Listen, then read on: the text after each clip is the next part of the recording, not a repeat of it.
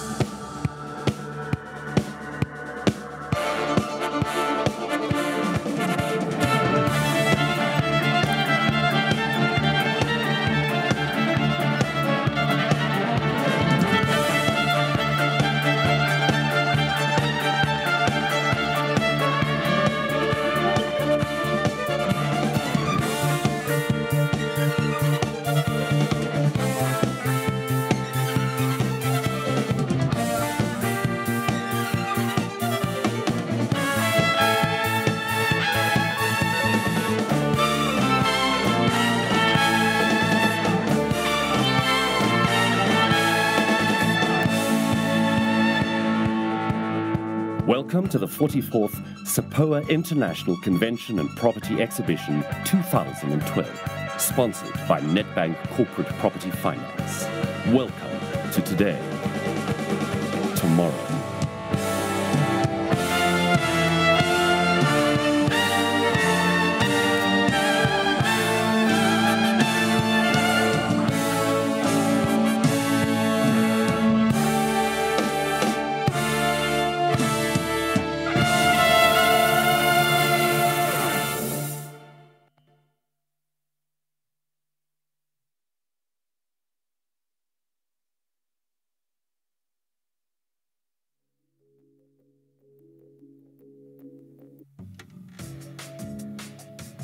Please welcome to the stage your Master of Ceremonies, Bruce Whitfield.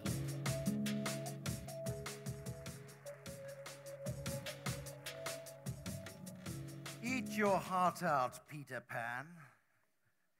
Hello, everybody. I look across the audience and I recall 4 years ago when we were last here. Some of you have had work done. But it's good to see you nevertheless. Welcome on behalf of SAPOA, its board, also Neil Gopal, the Chief Executive of SAPOA, and the anchor sponsor of this event, Nedbank Corporate Property Finance. The number, 1.673. Does it mean anything to anybody in the audience? Well, it is a number that potentially bodes quite well for the property sector, because just this morning in the United States, that is the lowest ever yield on US 10-year treasuries, 1.673%. That's the news out of New York right now. There is a new format this year. Some of you did go and play golf. We'll be handing out golf prizes later on today, but some of you were responsible and you did avail yourselves of the SAPOA training this morning. I hope that was worthwhile. Certainly, you won't be regretting the opportunities that eluded you on the 13th this morning as well. Over the next day and a half, the organizers hope that you will be getting new insights not only into the local property market, but also into the regional property sector. A big discussion on Africa investment later on today and the global investment markets as well when it comes to property. We also want you to socialize, we want you to network, we want you to do deals, so that by the time Friday morning comes at about 11 o'clock, when you finally wake up after the big gala dinner tomorrow night, we hope that you'll be exhilarated, exhausted, but exhilarated. Or as always, a really good mixture of local and international speakers for you. Tomorrow's schedule is going to be tighter than a size 32 Levi's. As always, I ask you please to be punctual. We kick off really bright and early tomorrow morning at 8 o'clock, and we'll also be hearing tomorrow from the public protector, Thuli Madonsela. She skriks for niks. She is worth hearing. She is worth seeing in the flesh. If you just look at the SA Property Review, you can be easily mistaken for thinking this is a copy of GQ, because it's got a picture of Frank Barkley on the cover. It's the South African Property Review, easily mistaken for GQ.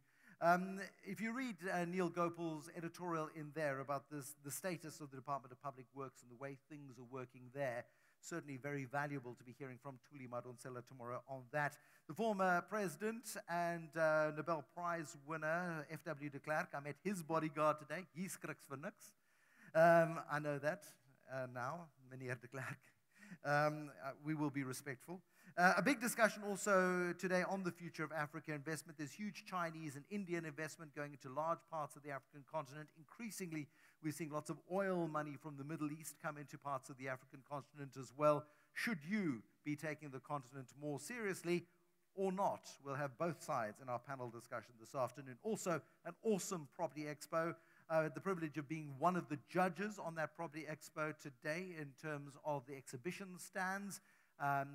We'll announce that one tomorrow, the winner of that exhibition stand. There's some nice prizes to be handed out there as well. If you have any issues with the final judge's decision, David Green is your go-to guy. He takes final responsibility on that one.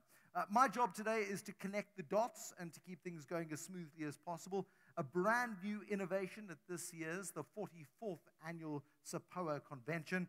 2 years ago, you were introduced the Spot Me device. It was fantastic, but it meant you had extra stuff to carry around. This year, for the first time on the African continent, a SAPOA innovation, and you can download it onto your mobile device, whether you've got an iPad, whether you've got some kind of smartphone. Most of us have smartphones nowadays. Go to iTunes. You can simply download the SAPOA app.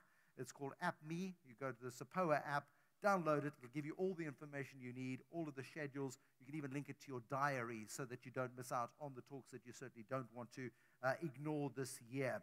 If you need some help, there is a help desk in reception. Alternatively, if you don't know what an app is, ask your neighbor. They're bound to have young children, and they can help you. Ladies and gentlemen, welcome to the 44th convention. Kevin Roman, your outgoing president now, for the official welcome. Kevin Roman.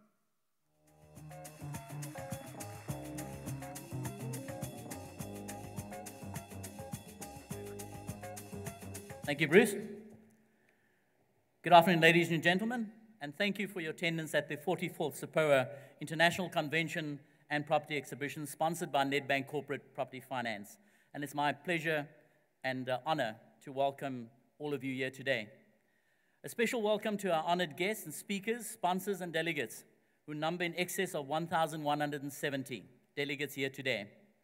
We also extend a warm welcome to our international delegates and speakers today from Ghana, United Kingdom, Lesotho, Mauritius, Australia, Namibia, Nigeria, Zimbabwe, and Swaziland.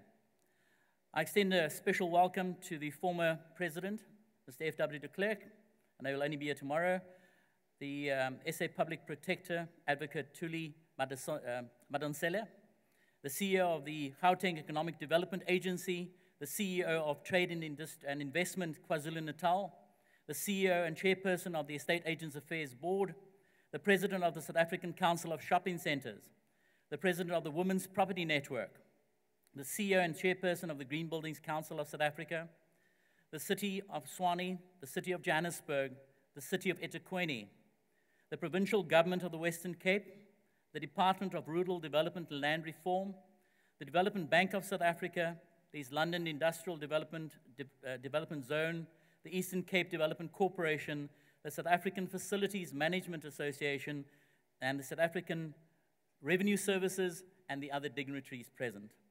It was 12 months ago that I stood on the podium at the Cape Town Convention Center to deliver my inaugural speech, and here I am 12 months later, having gone through 2011-2012, and I'll tell you a bit about the year that has been.